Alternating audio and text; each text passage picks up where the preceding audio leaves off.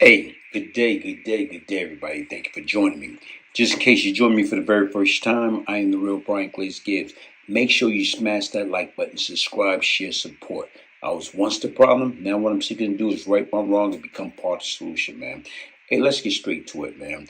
Just got finished watching the Wicked Street TV, and they did a piece on the Supreme Team.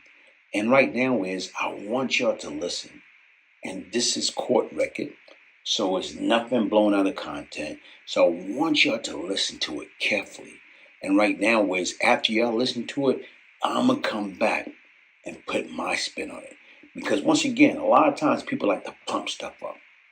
They like to make things seem more bigger than what it was. So what I want you to do is listen. And once you listen, I want y'all to be able to ask yourself the quality question. Was these guys as big as they want, or people want you to think that they was? Okay?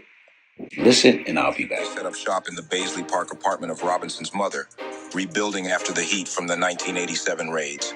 Even though they weren't touching the same numbers as before, they were still pulling in over $10,000 a day.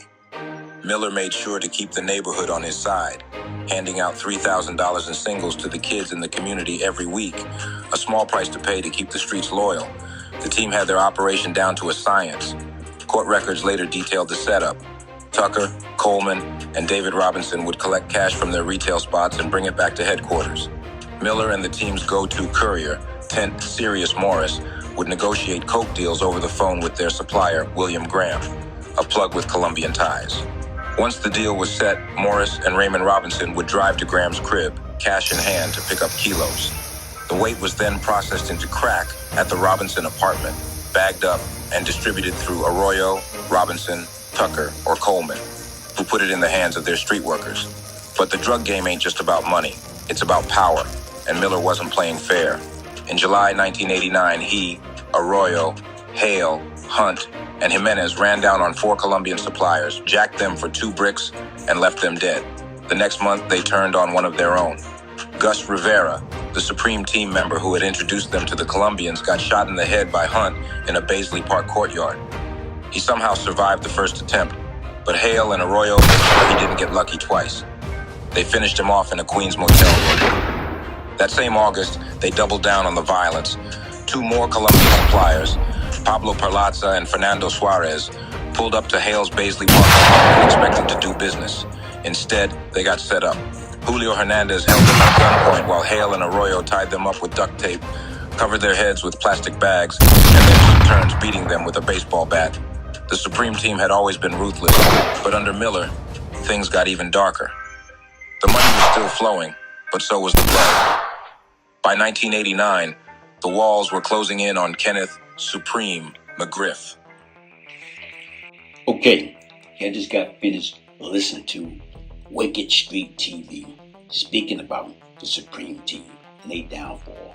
And y'all just listened to the clip about the 4 Colombian dying over 2 keys of coke. Okay? So, this is what I'm going to do. This ain't about glorifying nothing. This is about understanding how greed and ego destroy life. This is a story of how members of the Supreme Team robbed and murdered 4 Colombian drug dealers, all for 2 kilos of coke. Let's sit back and think about it, folks. If you listen to everything that you have heard about the Supreme Team and all the money that they was getting, how in the hell would or why would they kill 4 Colombians over 2 kilos of cocaine? Make that make sense. You mean to tell me they couldn't, or they didn't have enough money to buy the keys? They didn't have enough money or have enough credibility to get these keys on consignment, that they had to go out there and execute 4 Colombian for 2 measly kilo of cocaine. That don't make sense, man. And right now is you listen to the report, and these guys, like, they didn't just kill them, they tortured them, chopped up the bodies. Even with that being said, man, was it worth it? Was it worth it? Let's speak on it. The late 80s was wild in Queens.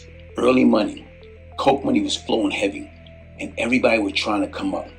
The Supreme Team, led by Kenneth Supreme McGriff and Gerald Prince Miller, had the South Side locked down. They had soldier, cars, money, women, but power breed greed. And in this game, greed get people killed. Around that time, some Colombian cat came around the Queen, trying to move small amount of coke, testing the water. Word hit the street that they had a couple of kilos on them. That's when a few members of the Supreme Team got wind of it. Instead of trying to build business, they plotted to take what wasn't theirs. You got to understand, in that era, robbery was a hustle. Stick-up crew was everywhere. But when you mix ambition with arrogance, that's a recipe for bloodshed. But when you cross that line and you become a drug dealer, it's very, very rare that you see that a drug dealer, kingpin, people on the Supreme Team status revert back to robbery. That's like really a no. The plan was simple. Hit the Colombian, take the coke, and split it up. But once guns get drawn, things never go as planned. Report later say that during the robbery, all 4 Colombians were executed, shot dead, left for the vulture. Over 2 keys, 2 bricks of coke that on the street might have been worth 30, maybe 40 grand back then. 4 lives gone, 4 families destroyed, and a trail of blood that would later haunt the Supreme Team.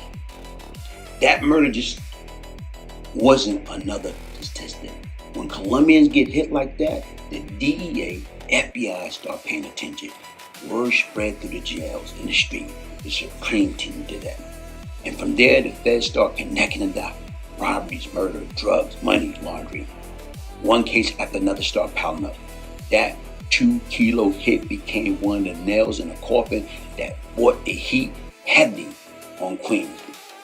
Listen, man, 4 men dies out for 2 kilos of coke that somebody father, brother, son, all gone behind a product that never loved nobody back.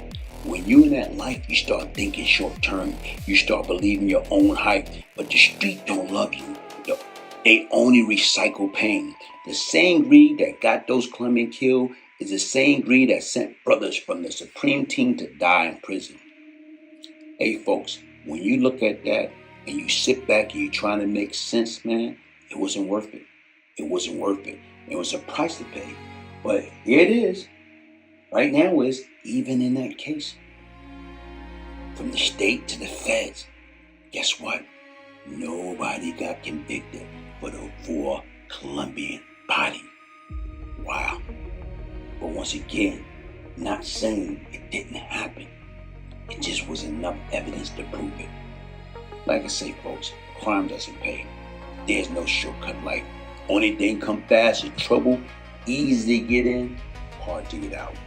Hit the like button, subscribe, share, support. I am the real Glaze Gibbs. If I can change, anybody can change. One love.